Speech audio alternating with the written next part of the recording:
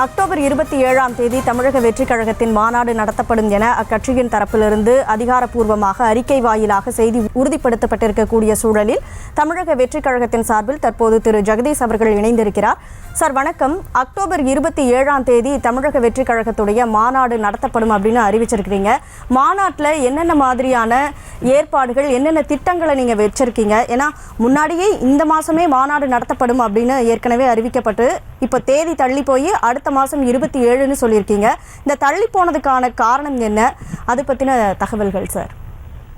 முதலில் அதிகாரப்பூர்வமாக செப்டம்பர் 23 இந்த தேதி அறிவிக்கப்படவும் இல்லை, அது தள்ளி போகவும் இல்லை. ஏன்னா எந்த இடத்துல நாங்கள் அதிகாரப்பூர்வமாக அறிவிக்கல.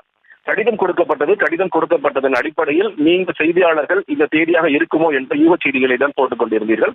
காவல்துறையும் அந்த தேதியில கொடுத்திருக்காங்க அப்படின்னு அவங்க தரப்புல தான் தகவல் தெரிவித்தாங்களே தவிர எங்கள் தரப்பில் இருந்து அதனாலதான் எங்களோட பொதுச் செயலாளர் மிக தெளிவாக அன்றே சொன்னார், அதிகாரப்பூர்வ தேதியை எங்களுடைய தலைவர் அறிவிப்பார் என்று சொன்னார். அதனால இதை தள்ளி போறது அப்படிங்கிற மாதிரியான விஷயங்கள் இல்ல.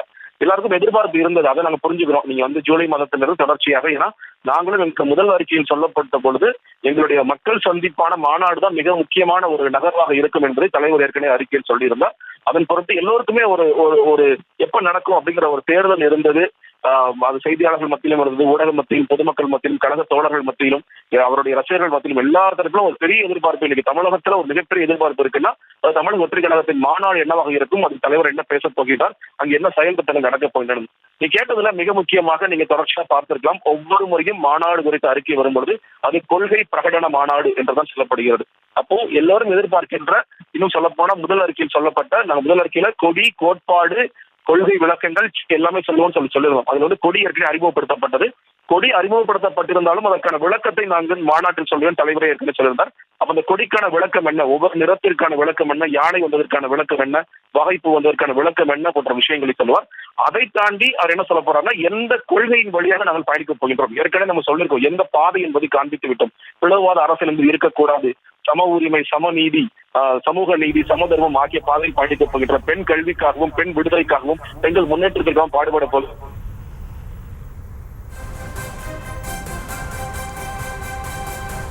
சார், இப்போ இந்த 27ஆம் தேதி நடைபெற இருக்கக்கூடிய அந்த மாநாடு இப்போதைக்கு இருக்கிற அரசியல் களத்துல என்ன மாதிரியான தாக்கத்தை ஏற்படுத்தும் அப்படின்னு நீங்க நினைக்கிறீங்க? பெரிய தாக்கத்தை ஏற்படுத்துங்க. அதனாலதான் இவ்வளவு பெரிய செய்தியாக தொடர்ச்சியாக வந்து கொண்டே இருக்கிறது. இப்ப தினம் தினம் எங்களுடைய கட்சி குறித்தும் எங்களுடைய தலைவர் குறித்தும் ஏன் இவ்வளவு செய்திகள் வருகின்றன, ஒரு மிகப்பெரிய எதிர்பார்ப்பு இருக்கு. எதிர்பார்ப்பு என்பது இந்த அரசியல் களத்தில் ஆளுங்கட்சிக்கும் இருக்கின்றது, கூர்ந்து கவனிக்கின்ற மற்ற எதிர்கட்சிகளுக்கும் இருக்கின்றது, புதிய கட்சிகளுக்கும் இருக்கின்றது. அவர் என்ன பேச போறாரு, என்ன தாக்கத்தை ஏற்படுத்த போகின்றார்.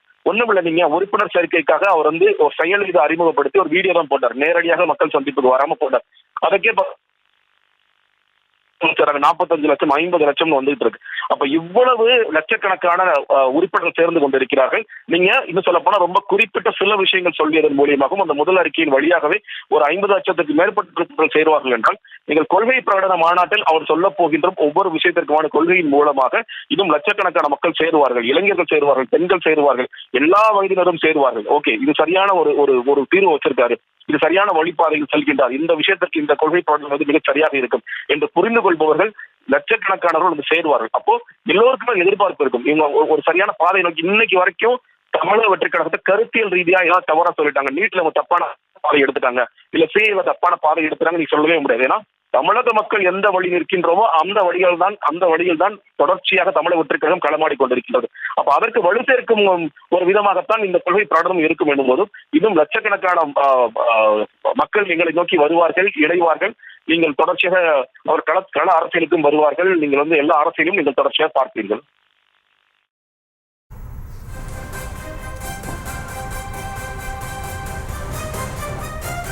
தமிழக வெற்றிக் கழகத்தின் மாநாடானது அக்டோபர் 27ஆம் தேதி நடத்தப்படும் என அதிகாரப்பூர்வமாக அறிவிக்கப்பட்டிருக்கிறது. இணைப்பில் உங்களுடைய கருத்துக்களை பகிர்ந்ததற்கு நன்றி திரு ஜெகதீஷ்.